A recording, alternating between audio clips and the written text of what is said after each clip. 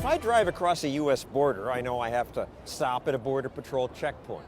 But imagine driving to the grocery store, well, inside America, and being stopped by the Border Patrol. And what crime am I being charged with? Pastor Stephen Anderson was just stopped at a Border Patrol checkpoint 60 miles from the Mexican border. What are you placing me under arrest for? The officers say their police dog alerted them to something in his car. But Anderson says the dog never alerted to anything. He wouldn't let them search his car, so officers break both windows and then tase him from 2 directions. Here's what he looked like later. On YouTube, you can see lots of confrontations like that because lots of Americans are upset about being stopped not on the border, but miles away from the border. Our government did rule that Border Patrol may set up checkpoints within a reasonable distance of the border.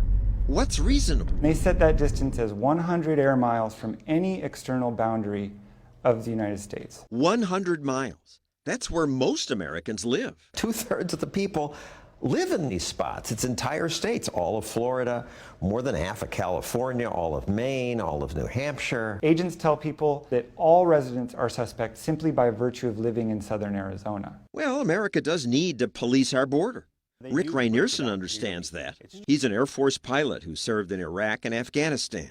Now he's based in Texas, where he found he had to pass through checkpoints all the time. There's no way to leave the border town without going through a checkpoint. The checkpoint he had to pass through most often is 67 miles from the border. I started to feel like I was asking permission to leave that town. I'm just traveling in the United States. I haven't crossed any borders, and I didn't really like that feeling. So he installed cameras in his car. Because I wanted to be able to prove the truth of events. I've asked them if I'm free to go. I've asked them if they're detaining me. They won't answer any questions. Here he's on the phone with a lawyer. They're now standing around without telling me anything. The Supreme Court said that Border Patrol agents at immigration checkpoints can conduct brief stops for the limited purpose of verifying resident status. They could not involve the searches of individuals or the interior of their vehicles. Both of you citizens? Yes, thank you. The person says, yes, I am, and they should be let go. According to the Supreme Court, yes. But that's silly. I mean, the guy would just lie. It may be silly, but you can't just set up a checkpoint to go on a fishing expedition for all manner of criminal wrongdoing. But that's exactly what many border agents do. What's the reason to want to check my trunk? Just your car is dirty? Can you hold on your back window, please, so I can see? Here, a Border Patrol agent inspects one of our cars. It was a peaceful little town. It was calming. There wasn't no problems. Big government creates problems. As the number of interior checkpoints has grown, more Americans say, this is destroying our town. There's less and less tourists coming here. This woman had to close her business. It's sad. Economically, this town depends on tourists. And we're not on the border. We're in America. People in Aravaca say it's like living in occupied territory. Apache helicopters overhead, surveillance towers, dozens of Border Patrol trucks cruise their streets. It's one block town, and the border's not even close to here. Imagine living in a small town where, in order to go to work or take your kids to school, every day you had to answer to an armed federal agent at a checkpoint. I don't need reasonable suspicion. That's the law, sir. No, it's not. They might want to ask you about your medical history, where you're coming from. Is that a toolbox or something? On other days, they might decide that they want to search your car. You can't hardly get out on the road now if somebody doesn't stop you. It's like they think everybody out here is a criminal. These are the kinds of experiences that real people are having on a daily basis at these checkpoints. And they really fundamentally fly in the face of what it means to live in a free society where you don't have to answer to federal agents when you're going about your daily business. Leave us alone. Just Big Brother looking at us, you know. Am I being detained? And so more Americans are pushing back. Why am I being detained, Agent Gilmore? Arizona photographer James Foray refused to answer extra questions. Where are you coming from? Why? Why don't you pull up right over there? Why? Why? Why? Because I'm sending you over there. Answer my question. Do you have a gun in the vehicle? They He asked could him a have just series said, of I don't questions. have a weapon. They asked him a series of invasive, intrusive questions that were none of their business and they did not have authority to ask him. He asserted his rights. Which led to this. Open this door, get him out of the vehicle now. Why are you twisting my arm? Because you're not listening to what I'm asking. I am. Put it in park. Not to reach for anything. Tase this mother. Handcuff him. He was pulled out of his car at gunpoint, detained in handcuffs for almost an hour while agents tore apart his car. They found no contraband. What question did I not answer? Rick Rainerson says it's wrong that he's asked, "Where are you going?" in his own country. You roll down your window? Is that as far as it'll go? I bet the Border Patrol agents would say, "Come on, Rick, this is hardly a threat to your liberty. Just tell us where you're going." I answered 17 questions. I produced a military ID, a driver's license, and 2 passports. So if it was your job to be a border guard and somebody wouldn't answer questions, wouldn't you want to detain them?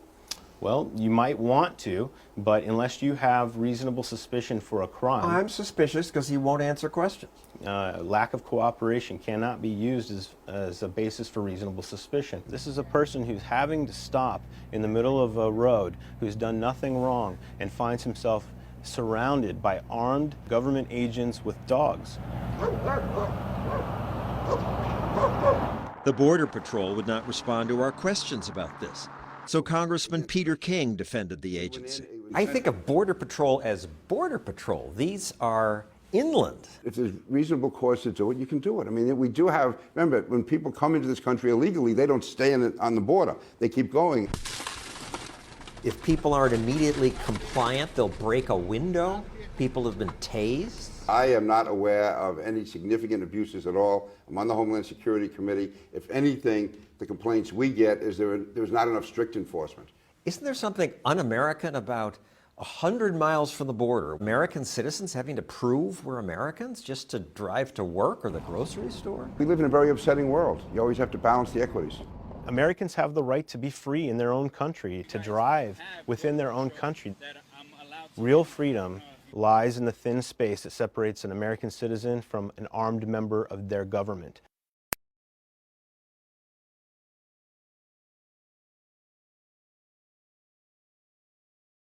Border Patrol out of control today. The ACLU's Border Litigation Project released a damning report on the Department of Homeland Security's Customs and Border Protection interior operations that should serve as a wake-up call for Washington policymakers. Titled Record of Abuse, Lawlessness and Impunity in Border Patrol's Interior Enforcement Operations, the 31-page report is supplemented by hundreds of pages of documents obtained through an ongoing Freedom of Information Act lawsuit.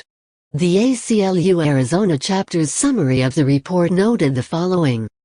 Border Patrol's records contain recurring examples of agents terrorizing motorists far into the interior of the country, detaining and searching innocent travelers after false alerts by service canines, threatening motorists with assault rifles and other weapons, destroying personal property, and interfering with attempts to video record agents. These abuse records substantially outnumber the annual complaint totals DHS oversight agencies disclosed to Congress. Border Patrol does not record stops of motorists that do not result in arrest, or false canine alerts that lead to searches of innocent suspects. Substantive investigations into civil rights violations are rare and almost never result in disciplinary consequences. Despite numerous reports of abuse and corruption, the records contain only one example of disciplinary action of any kind.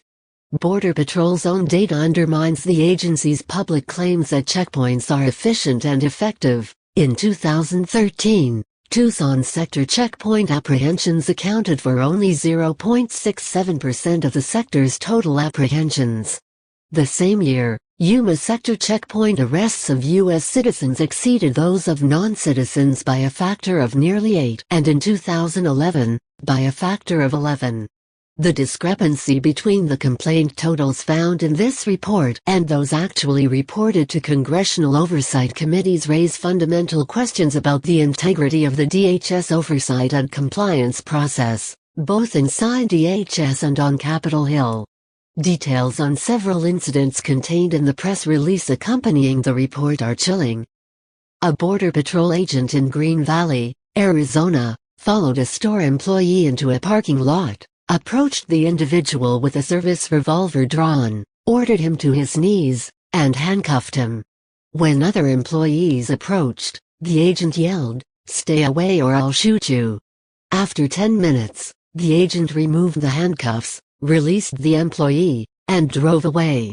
One complaint described multiple stops of the Tohono Community College school bus at the Highway 86 checkpoint, including one in which passengers were forced to disembark and submit to interrogation and searches of their personal effects before being released. Other records show Border Patrol monitoring Tohono community meetings and Know Your Rights events. A Border Patrol agent reported a supervisor at Border Patrol's Naco station instructed agents to stop any vehicle on the U.S.-Mexican border road that is open to the public. The supervisor allegedly didn't care if it was the chief of the Border Patrol, and the agent conducted a high-risk traffic stop at gunpoint, because he would then know they were doing their job. The Nogales City Attorney's Office reported racial profiling and abuse of authority after agents at the I-19 interior checkpoint relied on a claimed canine alert to detain and search the attorney. The complaint references a deputy city attorney detained and searched on other occasions on the basis of claimed or false canine alerts. Tensions between residents of Arivaca, Arizona and CBP personnel manning the area checkpoint have resulted in civil disobedience protests and calls for the checkpoint to be shut down. As I reported earlier this year, the checkpoints are just one of the forms of surveillance and harassment currently employed by CBP against motorists. Whether the publication of this latest ACLU report will result in meaningful congressional oversight action remains to be seen.